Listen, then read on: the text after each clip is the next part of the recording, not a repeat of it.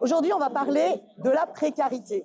C'est pas possible. Il y a 85% des nouveaux contrats de travail qui sont signés qui sont des contrats précaires. Et ça pourrit nos vies. J'ai regardé, moi, je veux dire, il y a 20 ans, quand j'étais étudiante, je devais cumuler 36 000 petits jobs. Et je sais très bien qu'il fallait additionner les stages bien souvent non rémunérés avant de rentrer dans la vie active. Aujourd'hui, cette situation s'est encore plus dégradée.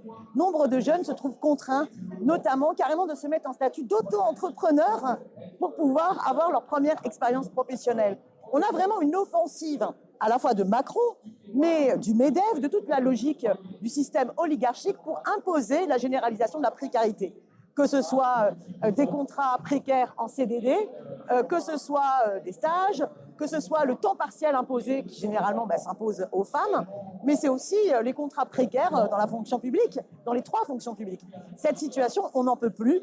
Et avec en plus l'ubérisation de la société, il y a tout un tas de métiers qui sont aujourd'hui totalement méprisés dans leur réglementation à travers le recours totalement abusif du statut d'auto-entrepreneur. Alors, il n'y a pas de fatalité à cela. Dans le programme L'Avenir en commun, on souhaite proposer que le CDI redevienne la norme.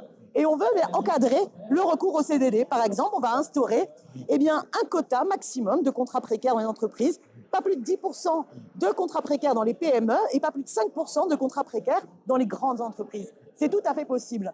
Face à l'ubérisation, on veut restaurer la présomption de salariat et donc l'obligation pour les plateformes de requalifier en salarié, puisque un livreur à vélo, une livreur à vélo, ou que ce soit un chauffeur VTC, ou bien même les guides interprètes, tout un tas de professions, finalement dépendent de la plateforme et devraient être requalifiés en salariés.